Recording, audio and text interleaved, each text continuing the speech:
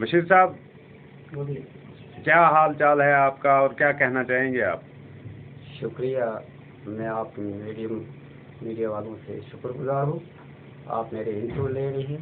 मुझे बहुत शौक था कि जो बीजेपी साहिबान जो है, इन्होंने कहा था हम आप लोगों के लिए बहुत ही मददगार होंगे। मददगार ऐसे हुए कि हमें सम अफसोस है इस बात का। मैं हैरान हूँ कि बीजेपी क्या कह रही है और क्या कर रहे है, क्या हो रहा है। अगर इन लोगों ने, परसों की बात है जो रजौरी में कांड हुआ, 370 हटने के बाद इतने आईपीएस मारा जा रहे। 2014 में 370 हटाया, आज नहीं हटाया। जिस वक्त बीजेपी के लीडर आए तो उस वक्त 370 का खात्मा हुआ है। और 370 खात्मा होने के बावजूद हमारे कितने आईपी अफसर मारा गए, हमारे कौन कौन से नौजवान मारा गए, हमारे कितने कर्नल मारा जा रहे हैं। हमारे जम्मू कश्मीर की हालात ये कहते हैं ये सुधर चुके हैं। ये कहाँ हालात सुधरे हैं? बीजेपी के लीडर अफसोस है, हैरानगी है इस बात के। ये डिटेल दे दे 2019 में 5 अगस्त 2019 को 370 को हटाया है। वो तो उस दिन नहीं हटाया, वो 370 2014 में इन्होंने हटाया। हमें भी खुशी थी 370 हट के यहाँ पे इनकलाब आएगा। हमें तो इनकलाब यही देखने में आ रहा है कि नौजवान जितने भी आईपीएस अफसर, हमारे आर्मी के जवान, हमारे आईपी अफसर, जेकेपी आर्मेट, जो हमारे जवान शहीद हो रहे हैं, ये डिटेल दे दे, ये डिटेल दे दे कितने इसके बाद मर रहे, शहीद हो रहे हैं। कल परसों की जो ये बात है रजौरी वाली, पिछले साल की बात है, जिनके पास पीछे वो राजपूत ठक्कर थे, उनके पास जो गने की बीड़ी थी, गने वो बीजेपी ने वापस उनसे छीन ली। जब वो उनसे छीन ली, तीसरे दिन मिलिटेंटों ने कांड किया वहाँ पे। अगर कांड किया तो फिर उनको दोबारा गने दी गई। ये परसों की बात है। मैं हैरान हूँ अली मोहम्मद खटाना जी के लिए। अरे बड़ा इतना मिनिस्टर बना है, दिल्ली के सेंटर के अंदर जाकर मोहर में ढोल और बीन बजा रहा है। अरे तुझे शर्म होनी चाहिए, तू रजौरी में जलसा क्यों नहीं करता है? अरे रजौरी में जो लड़के मारे गए, जो 18 दिन की शादी की लड़की बेचारी बेवा रो रही है, अरे तुझे शर्म नहीं आई? तेरे घर उनका कहना ये भी है कि हम मजम्मत करेंगे, हम उनके साथ ये कौन सी मजम्मत कर रहे हैं? जिनको मर्चे चढ़ाई, उन लड़कों को मर्चे चढ़ाई, औरतों को मर्चे चढ़ाई, क्या उससे उनको फायदा क्या हुआ? अगर मिलिटेंट, अगर गोली की बदले जवाब लेना है तो पाकिस्तान से ले लो। गोली इंडिया के लोगों को क्यों मारे? तो उनको ये भी कहा जाता है कि एफआईआर भी लगी हैं और वो ये एफआईआर बीजेपी दे रही, हाथी के दांत खाने के हो, दिखाने के हो। एफआईआर देने से क्या हो गया? क्या वो नौजवान, वो शिविर जो लड़का जिसका भाई बीएसएफ में है, क्या उसको मर के चढ़ाएगी? यार अफसोस की बात है। अरे खटाना साहब, आप मोर में आकर क्या बीन बजा रहे हैं? अरे बीन बजा, उस दिन आपने मजम्मत कहाँ करनी थी? रजौरी में करे, घर से भागकर मोर में आकर बीन बजा रहा है, ढोल बजा रहा है। तुझे यही खुशी है रजौरी वालों लोगों को मैं मार डालूं? रजौरी वाले क्या वो नौजवान लड़के जिनको मिर्ची चढ़ा गई 17 आदमी को, उससे क्या मजम्मत हो रही है? मुझे बताइए मीडिया वाले, आप मीडिया चला रहे हो, बताइए उनसे उनको क्या हासिल हुआ?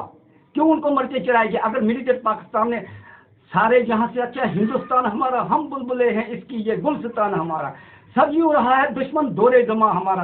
पाकिस्तान 1947 का दुश्मन है, जम्मू कश्मीर का नहीं, इंडिया का दुश्मन है। इसी से एक बात कहेंगे कि फारूक अब्दुल्ला ये कहता है कि हमें उनसे बात करनी चाहिए, तो इस पर कैसे आप देखते हैं? क्या बात करनी है? एक जो घुसपैठ करता है और हमारे जम्मू कश्मीर के अंदर बहुत सारे नशाई जो नशे पदार्थ भेजता है, तो उससे क्या बात करेंगे? उससे तो मुंह तोड़ जवाब चाहिए। तो फारूक अब्दुल्ला कहते हैं गाजा की हालत हो सकती है, फिलिस्तीन की हालत हो सकती है कि अगर हम बात ना करें। आप कैसे देखते हैं? हम उसको ये देखना चाहते हैं, अगर उनसे वो कहता है कि पड़ोसियों के दोस्त बदलाए जाते हैं, पड़ोसी नहीं बदलाए जाते, ये सही बात है। पहले तो उनके साथ बातचीत करनी है। अगर बातचीत पे पाकिस्तान नहीं आता है तो उनको गोली के किससे बात करनी है? पाकिस्तान के साथ बात करनी नहीं, पाकिस्तान के वो वहाँ उस एरिया से थोड़ी बात करेंगे। आगे बात करने वाला है कौन? वो तैयार है? जो प्राइम मिनिस्टर वहाँ का है।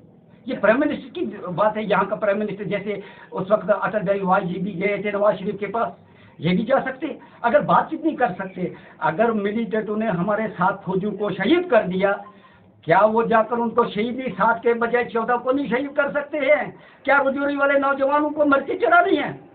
यही कारण है बीजेपी का, यही कारण है। अब मैं तो खास करके कहता हूँ अली मोहम्मद खटाना साहब के लिए, वो उधर दिल्ली में जाकर क्यों ना बात करता है हमारे नौजवानों को क्यों मारा गया। क्या वो लड़की देवा रंडी जो रो रही है, पीट रही है, जिसके 3 बच्चे रह गए शादी, वो नौजवान, उन पर कोई मजम्मत नहीं हो रही है? क्या ट्रांसफर करने से क्या उनकी जाने, उनकी वो कीमती जाने जाया जो हो वो जिंदा हो सकते हैं? इसलिए इनको दम से रहना चाहिए। 370 के बाद 2014 से लेकर इस वक्त तक कितनी कैजुअल्टियाँ हुई, हमें बताए ना कितनी कैजुअल्टियाँ हुई, क्या क्या फायदा हुआ? जो दफा 370 ने नहीं ना की कैजुअलिटी, वो तो पाकिस्तान के वो दुश्मन मुल्क करता है। फिर ये कहते थे, देखो बीजेपी कहती थी 370 है तो तभी पाकिस्तान यहाँ पे अटैक करता है।